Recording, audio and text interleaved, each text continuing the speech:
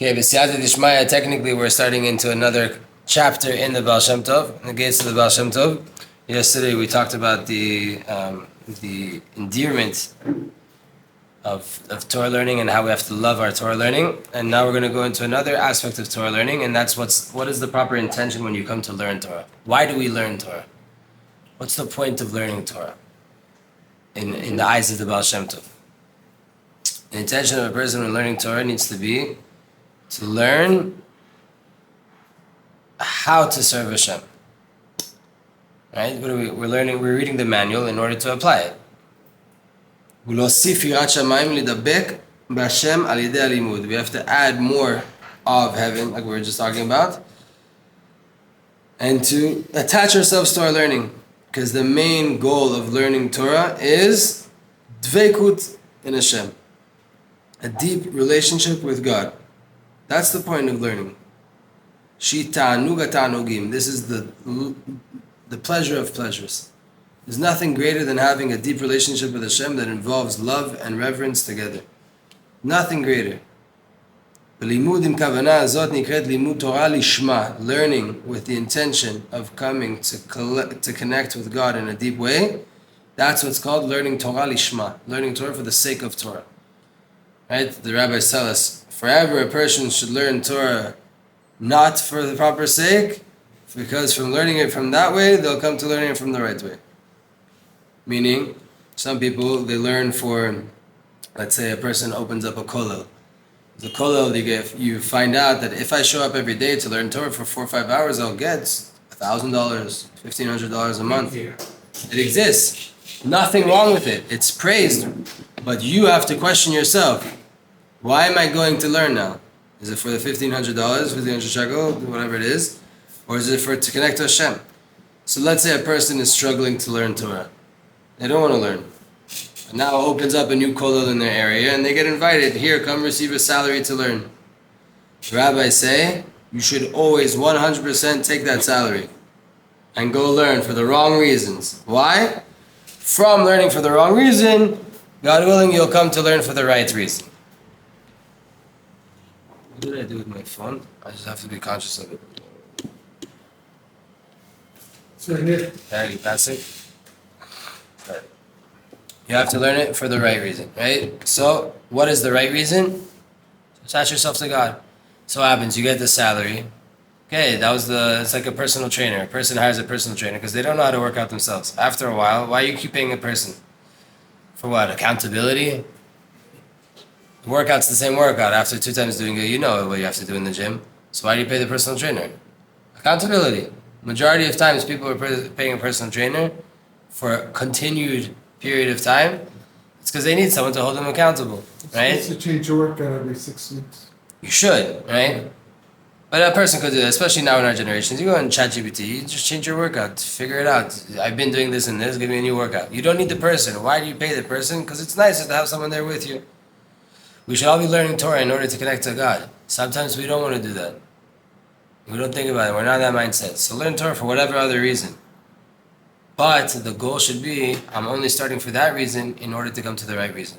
I'll take the 1,500 shekel now, or dollars, whatever it is, get into the program. But the Torah is so sincere that after a while you should be learning for the right reason, to connect to God. There's no problem still to continue to receive the money after that, because you're really in the program and they want to pay people that are in the program. But we're given permission to forever learn for the ulterior motives, because from the ulterior motives you'll come to the right motive. Meaning the goal always has to be to come back to Hashem. Even though you got permission to do it for other reasons, that's only in order to come back to the right reason. And the right reason is that relationship. How do we get to Dveikut though? By way of learning Torah. When a person understands, like we talked about in the previous 2 videos, that all of the Torah is just the names of Hashem. It's just one long permutation of the name of Hashem. And Hashem, so to say, constricted himself and put himself inside the letters of the Torah. Nimtza kan achshav ito belimudo. You're learning now, Hashem is here with you right now in this moment. He's here. וישים כל רצונו לדבק בפנימיות הרוחניות, או אין סוף שנמצא באותיות התורה שהוא לומד.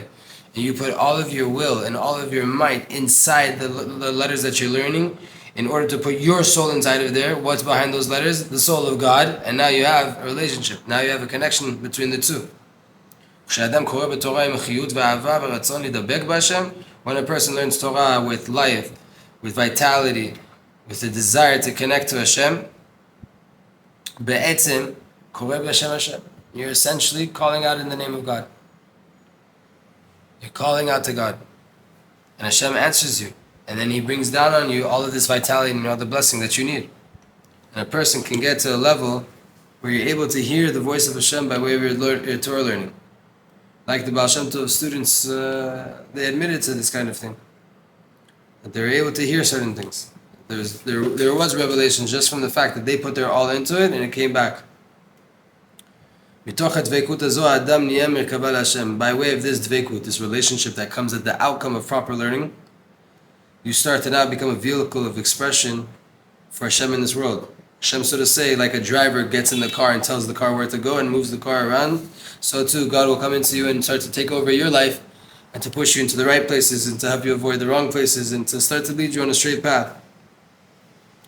And you'll start to reveal in the world a brand new revelation, a new light of the ways in Avodat Hashem and how to serve God from a proper place. And this is the inner aspect that's hidden inside the Torah, when you learn from a place of Dveikut, from a place of deep connection. And these were all hidden from us before the Baal Shem Tov. The tzadikim knew how to get into there. The majority of people who knew that you could get there by putting your all into Torah learning, that if you keep pushing at a certain point, it's going to all open up for you and you're going to reach into a level where you're in a relationship with Hashem that you can feel. Dveikut, a lot of times I like to explain, is the hug. Right? Dveikut is Tiferet, is the midah of Tiferet. Tiferet is the middle part that balances, makes harmony between Chesed and Gvura, the love and the limitations. And like it sits here in the heart and in the chest, so too when we come to give a hug, so we hug a person with two arms, right, and our chest. Right arm, Chesed. Left arm, Gvura. Loving kindness, the limitations. And our chest is the harmony between the two. When I hug, I wrap both of my arms around you. That is an act of constriction, limitations, Gvura. That is expressing an emotion of love, expansion, and Ava, and loving kindness. That's Chesed. So Dveikut, when we have that same relationship with God, what is it? On one hand, awe that the King of Kings is in front of me right now, hugging me. I have to be the best, I have to behave myself, and I have to, right? King of Kings. On the other hand, it's love, it's expansion. It's Hashem coming down into my world, the relationship between the two of us. And that is the outcome of proper Torah learning. That's the outcome of the whole entire Torah. That is the number one most important thing in the whole entire Torah, and the goal of every single mitzvah in the Torah is to come to that level of relationship with God, where you feel it, it's tangible, you sense it with all your senses, and it feels intense, because it's God, and it also feels the most beautiful thing in the world, because it's God. Right? That's the Dveikut that we're trying to get to, and that's what's hidden inside the Torah. So that was the introduction to the chapter, and B'ezrat Hashem, we'll start to see at least one source now about this. Vayita Hashem Elohim gan be'eden mikedem v'yasem sham et Adam. The Hashem creates a world, and He puts in the middle of the garden, He puts a man there, Adam, right? The Baal Shem Tov says, the whole Torah, you can never remove it from its simple understanding. Right? The simple understanding of it, that was the creation story of putting Adam in the middle of the garden to work and to guard the garden. Pshat is the Pshat. We never take the Torah away from the Pshat. Anytime we give a deeper explanation or some Kabbalistic or Hasidic gem, it's not to negate the simple understanding. It's to give you another way of looking at it in a deeper sense that still the original simple level is true and will always be true, and that's the most important truth. And here's how you can learn a lesson from those same exact words in a different way. So even though we never take something out of the Pshat, and Hashem put man inside the garden that was here in earth. even though that's the case, the Zohar explained that the Gan, the garden, Gan is Gimel, 3, Nun, 50, is a hint to the 53 parashiot, chapters or sections of the Torah. And this is how the Zohar sees that verse. Vayita Hashem Elohim Gan. Hashem planted a Gan, planted a 53, planted the Torah. Be'eden mikedem, in Eden, in this place called Eden, that was in the east or before, that Hashem, who is kadmono shel olam, kedem means east, it means the front, like we're learning, right? And it also means kadum, early, pre. So Hashem is kadmono shel olam, he who came before the world.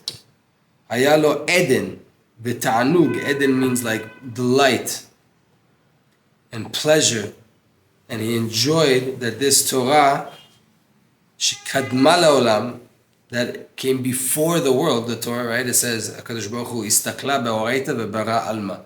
He looked into the Torah and created the world. Like an architect that looks at the blueprint and then the house is created.